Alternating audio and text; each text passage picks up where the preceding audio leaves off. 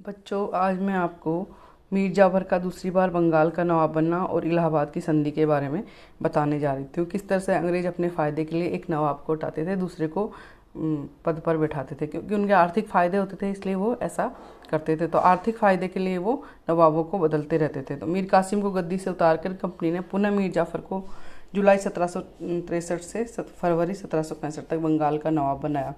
बार बार नवाब बनाने में कंपनी के कर्मचारियों को अच्छा आर्थिक लाभ हो जाता था। बार बार जब नवाब बदलते थे, जो भी नया नवाब आता था वो कंपनी को मोटा फायदा देता था। इसलिए कंपनी के उच्च अधिकारी नवाब बदलने हटाने में अभिरुचि रखते थे। मीर जाफर ने पहले की भांति कंपनी को व्यापारिक सुविधाएं प्रदान की। मीर जाफर ने अंग्रेजों को अंतर्देशीय व्यापार विशेषाधिकार प्रदान किए, मतलब अंतर्देशीय व्यापार के विशेषाधिकार प्रदान किए। मीर कासिम के युद्ध के साथ युद्ध करने में जो अंग्रेजों को जो क्षति उसके नवाब द्वारा पूर्ति की गई। कंपनी को 30 लाख रुपए हर्जाने के रूप में, 5 लाख व्यापारियों को हर्जाने के रूप में दिए गए। बर्दगान, चिटगांव व मिदनापुर स्थायी रूप से कंपनी को दे दिया गया। 24 परगने कंपनी को पहले ही मिल चुके। इतना सब करने पर भी नवाब की सेना कम कर दी गई। अब नवाब 6000 अश्वारोही और 12,000 पैदल सैनिक रख सकता था। बंगाल के प्रशासन में कंपनी के इस प्रकार के हस्तक्षेप से बंगाल में पुनः अराजकता व्याप्त हुई। पद पद पर भ्रष्टाचार फैल गया। 1764 में मीर जाफर ने कंपनी के अधिकारों का ध्यान इस ओर आकर्षित किया। 1764 में मीर जाफर ने क्या किया, इसकी ओर आकर्षित किया, परंतु धन के लोभियों ने इस ओर ध्यान नहीं दिया। मतलब उन्हें क्या किया कि नवाब की सेना भी कम कर दी, केवल 6000 अश्वारोही, 12,000 पैदल सैनिक। और बंगाल के प्रशासन में कंपनी के इस हस्तक्षेप से बंगाल में पुनः अराजकता फैल गई, भ्रष्टाचार फैल गया। मीर जाफर ने इस ओर ध्यान आकर्षित करने का प्रयास किया, परंतु कम लोभियों ने इस ओर ध्यान नहीं दिया। इस प्रकार निराशाजनक परिस्थिति में 5 फरवरी 1765 को मीर जाफर इस दुनिया से अलविदा हो गया। मीर जाफर के अंतिम दिन बड़े ही कष्ट और बेकार थे। वह केवल नाम मात्र का नवाब रह गया था। वास्तविक सत्ता अंग्रेजों के हाथ में केंद्रित भूत हो गई थी। तो क्या हुआ, 1765 में 5 फरवरी 1765 में किसकी मृत्यु होगी, मीर जाफर की मृत्यु होगी। और उसके अंतिम दिन अच्छे नहीं थे, कष्ट हुए। वो केवल नाम मात्र का नवाब था और सत्ता की वास्तविक सत्ता किसके पास थी, अंग्रेजों के पास थी। निजामुद्दौला, मीर जाफर की मृत्यु हो जाने पर उसका दूसरा पुत्र निजामुद्दौला नवाब बना। इस पर कलकत्ता के गवर्नर वेंसीटार्ट था, जो स्वयं धन का बड़ा लोभी था। अतः उसने भी नवाब से 20 लाख रुपए लिए और निम्नलिखित शर्तें मानने को विवश किया। मतलब मीर जाफर की मृत्यु हो गई, उसके बाद उसका पुत्र निजामुद्दौला नवाब बना। कलकत्ता का गवर्नर, वो भी बहुत लालची था, उसने नवाब से 20 लाख रुपए लिए और शर्तें मानने को विवश कर दिया। एक तो पैसे लिए, ऊपर से नवाब को शर्तें मानने को विवश किया। उसके वंशज कंपनी की अनुमति से नवाब बन सकेंगे। देखो अंग्रेजों ने कैसे चाल चली, उन्हें कहा कि उसके वंशज कंपनी की अनुमति से ही नवाब बन सकेंगे। प्रशासन ने सहायता देने हेतु नायब नाजिब की नियुक्ति अंग्रेजों द्वारा ही हो सकेगी। मोहम्मद रजा खां इस पद पर नियुक्त किया गया, मतलब नायब नाजिम की नियुक्ति अंग्रेजों द्वारा ही की जाएगी। राजस्व विभाग में नियुक्ति नवाब कंपनी की अनुमति से ही कर सकेगा। एक तो नवाब भी कंपनी की अनुमति से बना जाएगा, नवाब नाजिब की नियुक्ति भी इनके द्वारा की जाएगी, साथ ही राजस्व विभाग में नवाब कंपनी की अनुमति से ही नियुक्त किया जाएगा और उसे हटाने का अधिकार भी कंपनी को दिया गया रहेगा। नवीन नवाब ने कंपनी से वायदा किया कि वह कंपनी की सेना को 5 लाख रुपए मासिक मुर्शिदाबाद के खजाने से देगा। साथ ही जो नया नवाब बना, उसने निजामुद्दौला नया नवाब बना, उसने कहा कि वह कंपनी की सेना को 5 लाख रुपए मासिक मुर्शिदाबाद के खजाने से देगा। अंग्रेजों को स्वतंत्र व्यापार करने की पूरी छूट होगी। सब शर्तों में स्पष्ट होता है कि मीर जाफर का मर जाना, उसके पुत्र निजामुद्दौला का नवाब बनना अंग्रेजों को बंगाल में पुनः प्रभुता स्थापित करने में सहायक है। मीर जाफर तो था ही अंग्रेजों के वश में, लेकिन उसका बेटा जो निजामुद्दौला बना, वह पूर्णतः ही अंग्रेजों के वश में आ गया। सारे पावर्स किसको दे दिए, अंग्रेजों को ही मिल गया।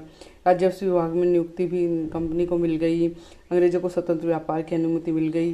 कंपनी सेना रखने के लिए 5 लाख रुपए खजाने से देना होगा।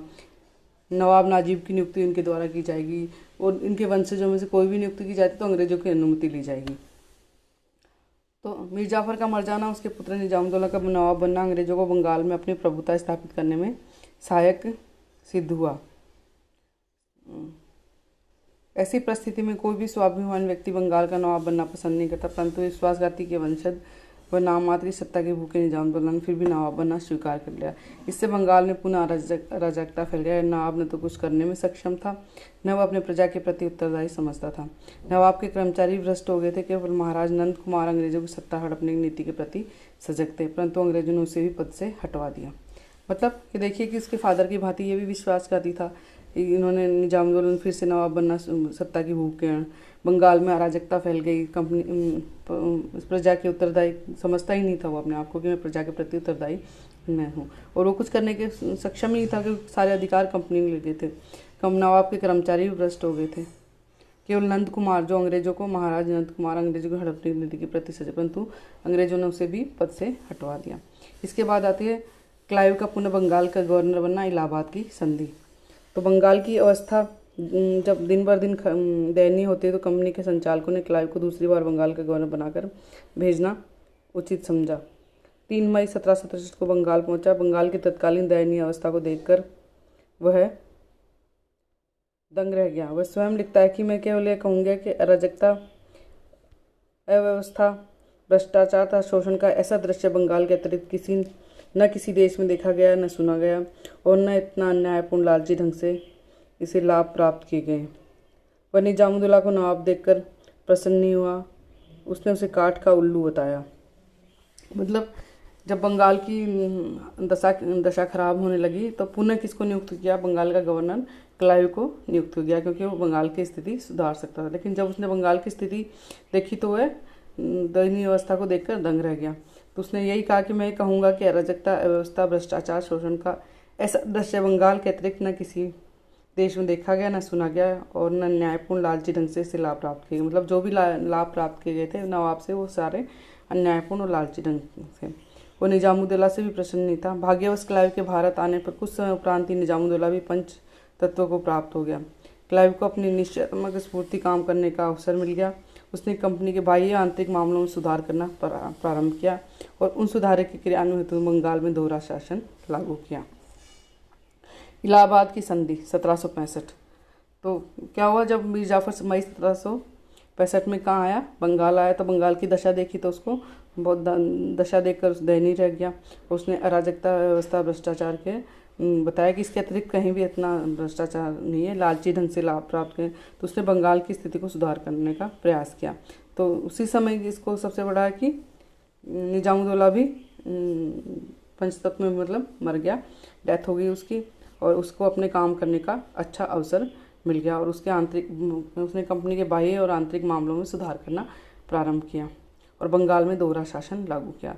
तो इलाहाबाद की संधि सबसे पहला इसका कदम रहा है 1765। जब क्लाइव मई 1765 में भारत में दूसरी बार गवर्नर बनकर आया, उसके सामने अनेक कठिनाइयां प्रस्तुत थी। बक्सर के युद्ध में मुगल सम्राट शाह आलम तथा अवध का नवाब शुजाउद्दौला कंपनी से परास्त अवश्य हो गए थे, परंतु अभी तक उनसे कोई संधि नहीं हो पाई थी। क्लाइव ने सर्वप्रथम इस समस्या का समाधान की ओर ध्यान दिया। इंग्लैंड से रवाना होते समय संचालकों ने क्लाइव को हिदायत दी कि भारत जाते ही वह मीर कासिम के साथ युद्ध समाप्त करेगा, शांति स्थापित करेगा। परंतु जो ही भारत पहुंचा, देखा कि यहाँ काम तो मुंडो पहले ही कर चुका है, अतः परास्त शक्तियों के साथ संधि करने का कार्य उसने संपन्न किया। अवध के नवाब के साथ संधि 2 अगस्त 1765। बक्सर के युद्ध में मीर कासिम के सहायक के रूप में परास्त होने वाला दूसरा व्यक्ति अवध का नवाब शुजाउद्दौला था। वह मुगल सम्राट का वजीर भी बना हुआ था। हालांकि मुगल सम्राट और उसका वजीर शुजाउद्दौला दोनों क्लाइव की मुट्ठी में थे। अवध में अंग्रेजी सेना का मुकाबला करने वाला कोई नहीं था। क्लाइव चाहता तो कलकत्ता से दिल्ली तक के प्रदेश पर हावी हो सकता था, परंतु उसने अपने क्षेत्र बंगाल, बिहार, उड़ीसा तक ही सीमित कर परास्त शक्तियों के साथ संधि करना ही उत्तम समझा। प्रथम उसने शुजाउद्दौला के साथ संधि की, यह इलाहाबाद की संधि कहलाई। इस संधि के अंतर्गत निम्न शर्तें शुजाउद्दौला के साथ स्वीकार करनी पड़ी। तो जब क्लाइव भारत आया तो उसका था कि जो भी पहले अवध में परास्त शक्तियाँ उनसे संधि की जाए। तो सबसे पहला काम उसने यही किया और उसने किससे? शुजाउद्दौला से निम्न शर्तों पर इलाहाबाद की संधि की। इलाहाबाद की संधि कब हुई? 1765 में। तो बक्सर के युद्ध में कासिम और सहायक के रूप में परास्त होने वाले व्यक्ति अवध का नवाब शुजाउद्दौला था। वह मुगल सम्राट का वजीर भी था। हालांकि मुगल सम्राट और वजीर शुजाउद्दौला दोनों क्लाइव की मुट्ठी में थे। अवध में अंग्रेजी सेना का मुकाबला करने वाला कोई नहीं था। क्लाइव चाहता तो कलकत्ता से दिल्ली तक के प्रदेश पर हावी हो सके, परंतु उसने कूटनीति का सहारा लिया और इलाहाबाद की संधि करना उचित समझा। नवाब ने कंपनी को 50 लाख रुपए युद्ध के रूप में खजाने के रूप में देना स्वीकार किया। नवाब ने इलाहाबाद और कड़ा के जिले कंपनी को सौंप दिए। नवाब ने अंग्रेजों का संरक्षण स्वीकार कर लिया। चुनार भी अंग्रेजों को दे दिया। अंग्रेजों द्वारा मनोनीत बलवंत सिंह को नवाब ने बनारस का राजा स्वीकार कर लिया। नवाब ने अपने एक अंग्रेजी सेना रखना भी स्वीकार कर लिया। उसके लिए 30,000 रुपये मासिक देना स्वीकार किया। भविष्य में मीर कासिम को किसी प्रकार की सहायता न देने का वचन दिया। इन शर्तों के बदले क्लाइव ने अवध के सिवाय इलाहाबाद कड़ा को वापस सुजाउद्दौला को लौटा दिया। तो देखिए इलाहाबाद की संधि पूरी क्लाइव के अनुसार हुई। क्लाइव चाहता तो वैसे भी अधिकार कर, परंतु इस समय अवध की स्थिति बहुत ही खराब थी, इसलिए सुजाउद्दौला को निम्न शर्तें स्वीकार करनी पड़ी। नवाब को कंपनी को 50 लाख रुपये युद्ध के हर्जाने में स्वीकार किया। कड़ा और इलाहाबाद के जिले कंपनी को सौंप दी गई। नवाब ने अंग्रेजों का संरक्षण स्वीकार कर लिया। चुनार भी अंग्रेजों को दे दिया गया। अंग्रेजों द्वारा मनोनीत बलवंत सिंह को नवाब ने बनारस का राजा स्वीकार कर लिया और एक अंग्रेजी सेना रखना भी स्वीकार किया। 30,000 रुपये मासिक देना स्वीकार किया। भविष्य में मीर कासिम के साथ किसी प्रकार की सहायता देने का वचन दिया। इन शर्तों के बदले क्लाइव ने अवध के सिवाय इलाहाबाद कड़ा को सुजाउद्दौला को वापस लौटा दिया। मुगल सम्राट शाह आलम के साथ संधि। 9 अगस्त 1865।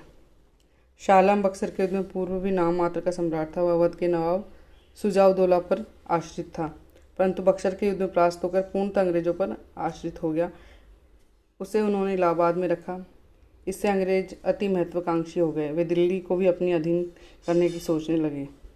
मतलब शाह आलम बक्सर के युद्ध में पूर्व नाम मात्र का सम्राट था, अवध के नवाब सुजाउद्दौला पर आश्रित था। जब उसने अंग्रेजों से संधि कर ली तो बक्सर के युद्ध में परास्त होकर पूर्णतः अंग्रेजों पर आश्रित हो गया था और उसे उन्होंने इलाहाबाद में, अतः अंग्रेज अति महत्वाकांक्षी हो गए थे। वे दिल्ली को अपने अधीन करना चाहते थे, परंतु क्लाइव सच्चे अर्थ में एक राजनीतिज्ञ दूरदर्शी गवर्नर था। सारी परिस्थितियों को भली भांति समझता था, अतः उसने शाह आलम के साथ निम्न शर्तों पर संधि की। अवध के नवाब से इलाहाबाद कड़ा लेकर क्लाइव से शाह आलम को दे दिए और कंपनी ने मुगल सम्राट को 26 लाख प्रतिवर्ष पेंशन रूप देना स्वीकार किया। इन रियायतों के बदले मुगल सम्राट ने 12 अगस्त को एक फरमान निकालकर कंपनी को बंगाल, बिहार, उड़ीसा को दीवानी के अधिकार दे दिए। अंग्रेजों को शाह आलम के ने हैदराबाद के उत्तरी जिले भी जागीर के रूप में दिए। इलाहाबाद की संधि की समीक्षा। यह संधि भी अंग्रेजों को लाभप्रद सिद्ध हुई। इस संधि के शर्तों से स्पष्ट है कि नवाब सुजाउद्दौला पूर्णतः कंपनी के प्रभाव में आ गया। अब तक वह अवध को एक भयानक शत्रु के रूप में वह अंग्रेजों का मित्र बन गया। क्लाइव चाहता तो अवध को अंग्रेजी राज्य में मिला सकता था, जैसा कि वेंसीटार्ट ने कहा, परंतु अवध को अपने प्रमुख प्रभुत्व में लाकर क्लाइव ने अपनी दूरदर्शिता का परिचय दिया। यदि अवध उस समय अंग्रेजों को राज्य में विलय कर लिया जाता तो अंग्रेजों को मराठों और रेलों का सीधा खतरा उत्पन्न हो जाता। इसके अलावा सुजाउद्दौला भी अंग्रेजों का ही शत्रु बन जाता। वह मराठों की सहायता से भविष्य में संकट उत्पन्न कर सकता था। मतलब जिसने इलाहाबाद की संधि की, जो मुगल सम्राट और इलाहाबाद की संधि, दोनों में कूटनीतिक का परिचय दिया। इधर शाह आलम को अपने विश्वास में लिया, उधर सुजाउद्दौला को विश्वास में लिया। दोनों से उसने संधि करके दोनों को उसमें वश कर लिया। चाहता तो वो युद्ध करके भी कर सकता, लेकिन मराठों और रुहेलों से सीधा खतरा नहीं लेना चाहता था। मराठों की सहायता से भविष्य में संकट उत्पन्न करता था। अपने पत्र द्वारा क्लाइव ने संचालकों को यही समझाने का प्रयास किया कि वे अधीनस्थ क्षेत्र के विस्तार के लिए आतुर न हो। परिणामतः अंग्रेज और सुजाउद्दौला परस्पर मित्र बन गए। चिरकाल तक मित्र बनकर रहना पड़ा। अवध के मित्र बन जाने से पश्चिम बंगाल की सीमा सुरक्षित हो गई। अवध में भी अंग्रेजों को बंगाल की तरह समस्त व्यापारिक सुविधाएं प्राप्त हो गई। इसलिए इस संधि के विषय में रैमजे म्यूर ने लिखा है अपनी पुस्तक the making of the British India में लिखा है कि अब अवध की साथ मित्रता रखना अंग्रेजों की स्थायी नीति हो गई थी, जो मराठों की बढ़ती हुई शक्ति के मार्ग में एक महत्वपूर्ण बाधा थी। इस प्रकार क्लाइव ने अवध सुजाउद्दौला को लौटाकर पश्चिम में अपने मराठों के बीच एक मध्यवर्ती स्टेट बना लिया था। इस संधि की भी पी रॉबर्ट्स ने लिखा है कि वो लिखता है अवध के साथ यह संधि क्लाइव के राजनीतिक कार्यों में अधिक दीर्घजीवी सिद्ध हुई। 1857 की क्रांति तक अवध, जबकि लॉर्ड डलहौजी ने शेष भारत में नहीं लिया, यह मध्यवर्ती राज्य रहा। इसी प्रकार भगोड़े मुगल सम्राट के साथ भी संधि करके क्लाइव ने कुशलता का परिचय दिया। उन्होंने बिना किसी उत्तरदायी के दिल्ली पर कंपनी का अप्रत्यक्ष रूप से प्रभुत्व स्थापित कर दिया। मुगल सम्राट के प्रभाव से निकलकर कंपनी के प्रभाव में आ गया। डॉडवेल ने क्लाइव द्वारा किए गए शाह आलम के प्रति व्यवहार की तत्कालीन परिस्थितियों को अनुकूल बताया। उसने लिखा कि क्लाइव ने उस उत्तरदायित्व को लेना उचित नहीं समझा जो चारनोक से लिया था। पी रॉबर्ट्स ने भी लिखता है कि बादशाह के साथ किया गया समझौता क्लाइव की कुशलता का परिणाम था। अतः इलाहाबाद की संधि अंग्रेजों के लिए हर प्रकार से हितकारी सिद्ध हुई।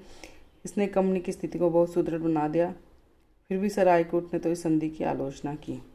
तो ये बच्चों इलाहाबाद की संधि थी और मुगल सम्राट के साथ संधि। तो इसके कारण दिल्ली, बंगाल, बिहार, उड़ीसा, अवध और दिल्ली पूर्णतः अंग्रेजों के कब्जे में आ गई और सुजाउद्दौला अंग्रेजों का मित्र बन गया, शाह आलम भी अंग्रेजों का मित्र बन गया और ये मित्रता 1857 तक चलती रही।